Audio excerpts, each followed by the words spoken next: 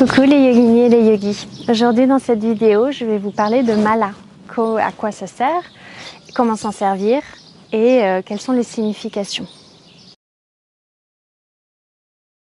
Donc un mala, c'est un rosaire. Mala, c'est rosaire, guirlande, malasana, la posture de la guirlande. Un mala peut être constitué de plusieurs types de paires. Vous avez des malas qui sont par exemple en graines de lotus, celui-ci qu'on m'a offert. Vous avez des malas qui peuvent être en pierre. Donc par exemple celui-ci il a plusieurs pierres, plusieurs types différents en fonction des chakras. Vous pouvez en avoir par exemple celui-ci en labradorite blanche et cristal de roche. Et on peut en trouver en bois également, donc par exemple du bois d'olivier pour celui-ci. Le premier que j'ai acheté, le tout premier à Bali en bois de santal, qu'on peut trouver, c'est un des rares d'ailleurs qui a des perles intermédiaires pour les décomptes, des perles un peu différentes, je vais expliquer ça. Et surtout, en général dans la tradition en Inde, les malas sont faits avec des graines de Rudrashka. Rudrashka, c'est l'œil sacré, c'est des graines d'un arbre sacré, l'œil de Rudra. Donc vous connaissez sûrement ces petites graines merveilleuses. On les a souvent croisées quand on pratique le yoga. Donc il faut savoir que ces graines, en fait, elles ont aussi une signification en elles-mêmes. On va passer après à la signification du mala. Mais en fait, en fonction du nombre de séparateurs qu'a la graine, donc par exemple celui-ci on a 2. Je ne sais pas si vous pouvez le voir. Hop. Celle-ci en a 5. Fait une étoile, c'est très très beau. Hop. Celle-ci en a 4.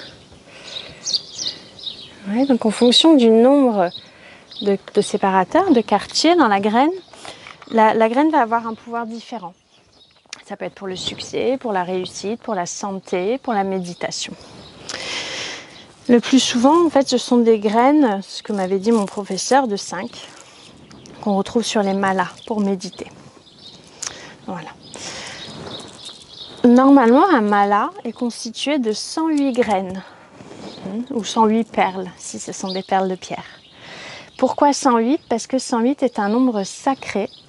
108 déjà, c'est un nombre qui apporte la joie, parce que le chiffre 108 est un nombre spécifique.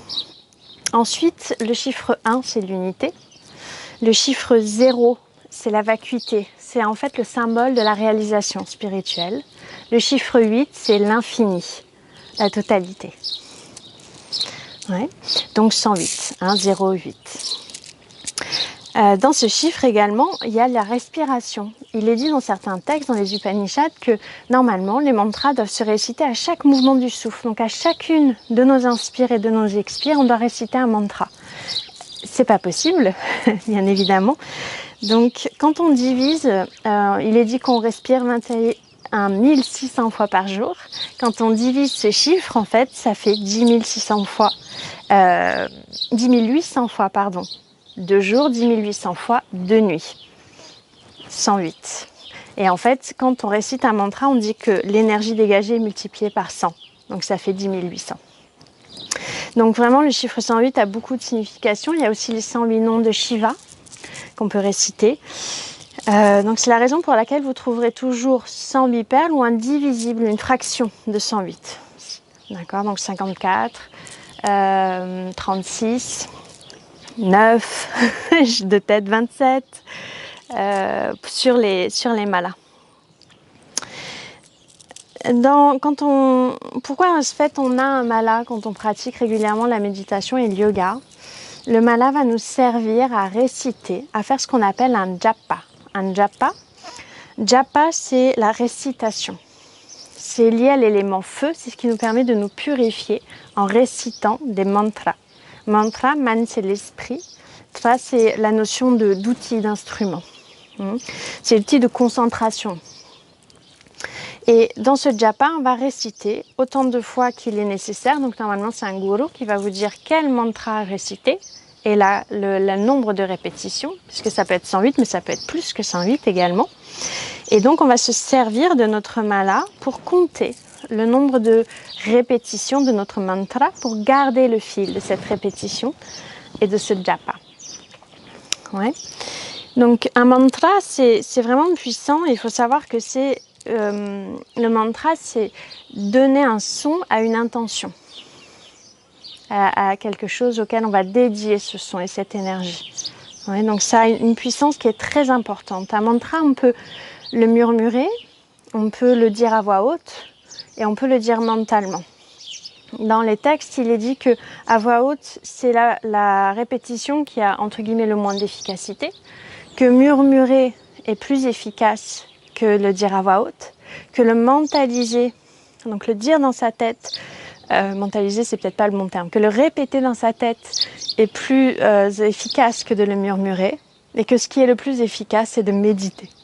D'accord ? Donc on a plusieurs niveaux en fait d'utilisation des mantras et du japa et donc du mala. Le mala c'est aussi un compagnon. Moi je sais par exemple ce mala là. C'est mon professeur qui me l'avait ramené, mon gourou, me l'avait ramené d'Inde en 2010, si je ne me trompe pas, ou 2011. Et en fait, il m'a suivi partout. Il m'a suivi dans mes pratiques, il m'a suivi dans mon initiation avec mon gourou, lorsque j'ai reçu mon nom indien. Il m'a suivi au Népal il y a 2 ans. Il a été d'ailleurs nettoyé, purifié par des prêtres et des chamans népalais. J'ai eu beaucoup de chance. Il m'a suivi en vacances, évidemment. Il m'a suivi dans les moments difficiles, dans les moments de joie. Et en fait, je l'ai souvent autour du poignet, autour du cou. Si je ne l'ai pas sur moi, en général, il est dans mon sac. Et c'est un compagnon, en fait. C'est comme un rappel. C'est aussi la capacité de se rappeler, d'emmener avec soi une matérialisation de notre pratique, même si on n'en a pas besoin, hein. Concrètement c'est comme les tapis de yoga, on pourrait s'en passer.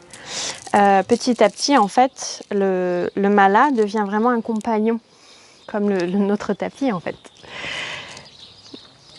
Quand on a un mala, en fait, on va réciter donc les japas et les mantras, mais comment est-ce que l'on fait pour utiliser le mala ? Vous avez sûrement déjà vu les personnes qui récitent les mantras qui font tourner les perles dans leurs doigts. Mais souvent, quand on achète un mala, ou si on n'est pas initié, on se retrouve avec le mala dans la main et puis on se dit ok, comment ça se passe ? Comment je fais tourner les perles de façon si fluide entre mes doigts ? Donc il faut savoir que lorsque vous avez le mala dans vos mains, idéalement, vous ne le manipulez qu'avec la main droite, parce que la main gauche est jugée impure dans la tradition hindouiste. On ne touche jamais un mala ou un outil, quel qu'il soit, un instrument de musique, avec les pieds.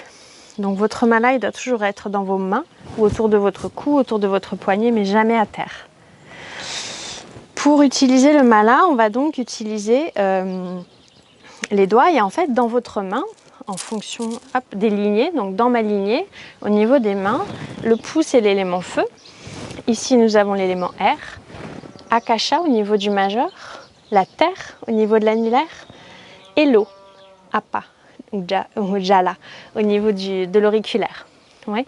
Donc quand vous faites des mudras, vous allez utiliser les éléments qui sont connectés aux doigts. Donc après, ça dépend de vos lignées, il y en a qui sont inversées selon les lignées. Il y a aussi des planètes et des déités qui sont reliés aux doigts. Donc quand vous utilisez votre mala, vous allez faire en fait un mudra pour faire tourner les perles. Lorsque mon gourou m'a transmis le mala, il m'a dit bien spécifiquement de ne jamais toucher le mala avec l'index, qui est le doigt de l'ego, notamment, celui qui pointe.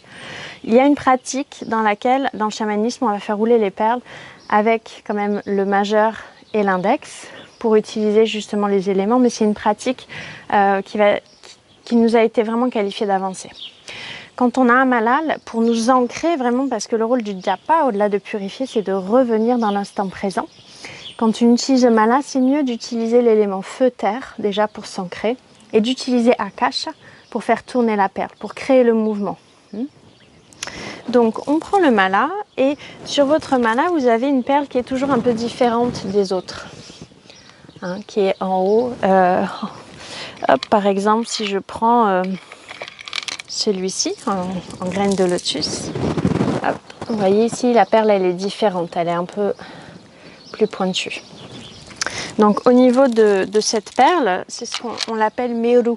Meru en hommage au mont Meru. Donc cette perle, idéalement, on ne va pas la toucher. On va la frôler. Et en fait, lorsqu'on aura fait un tour complet hop, du mala et qu'on en revient à Meru, au mont sacré indien, on est censé prendre le mala, faire demi-tour et repartir dans l'autre sens. Donc on ne traverse jamais la perle qui est au milieu.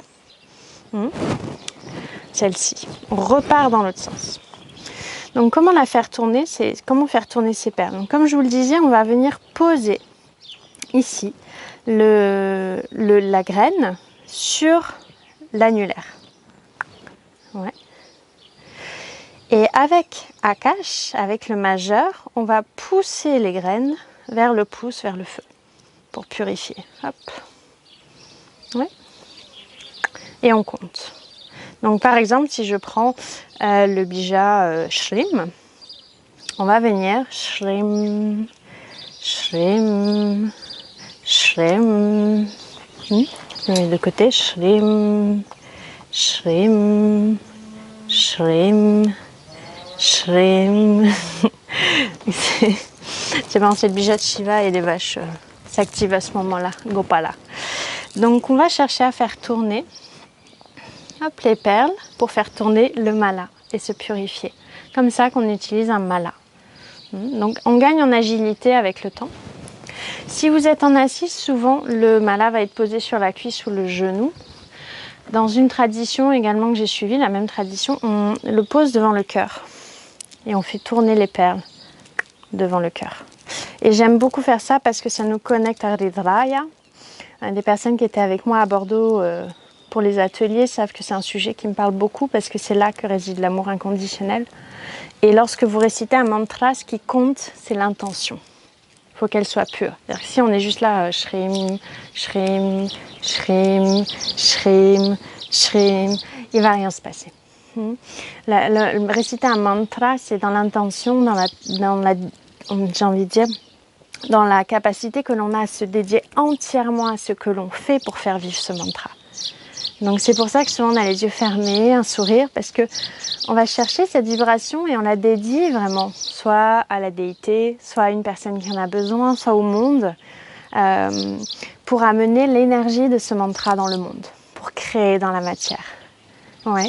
Donc il s'agit avant tout d'une pratique qui demande beaucoup d'implication et d'honnêteté.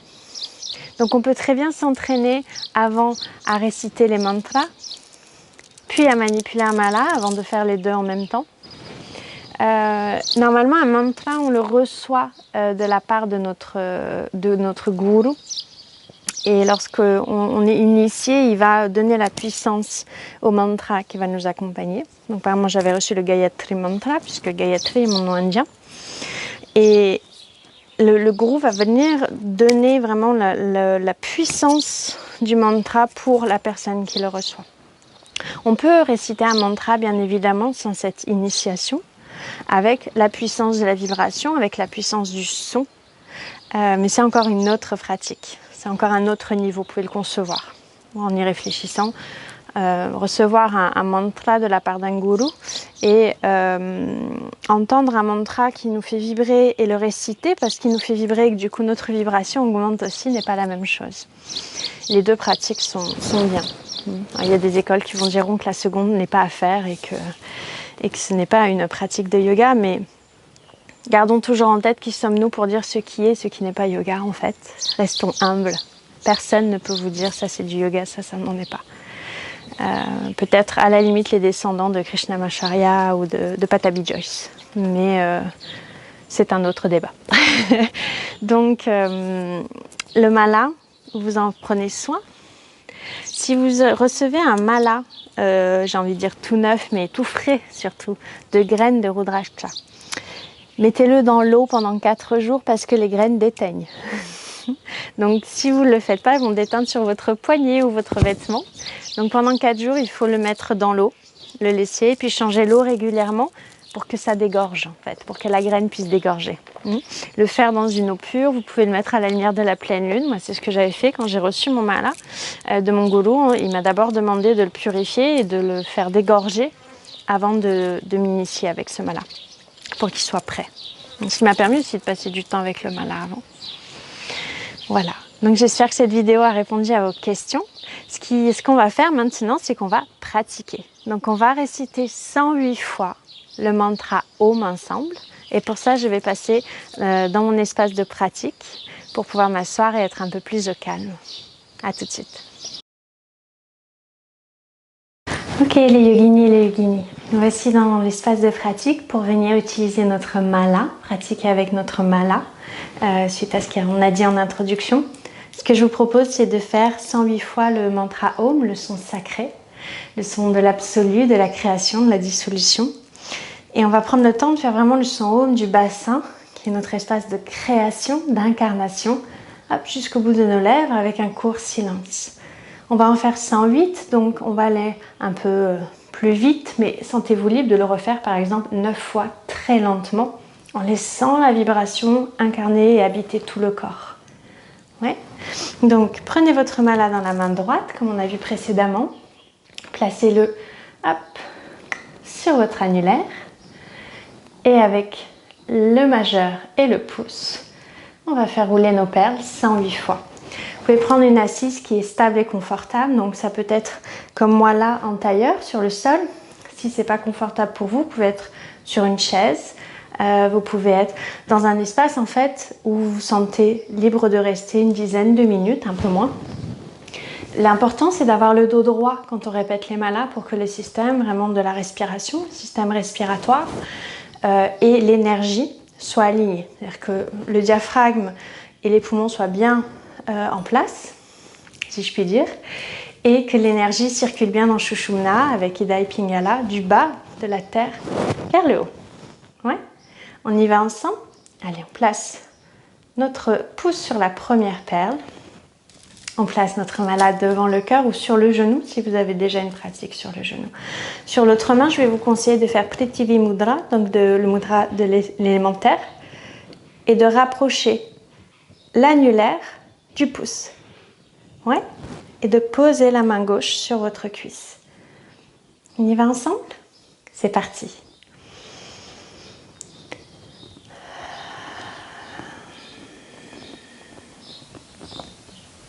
Prenez le temps d'occuper le corps, de l'habiter, de placer la colonne, les épaules, et d'aller dans ce corps placer votre conscience totale. D'être en conscience de votre corps et de sa respiration. Prenez le temps, tout ce qui est nécessaire pour le faire.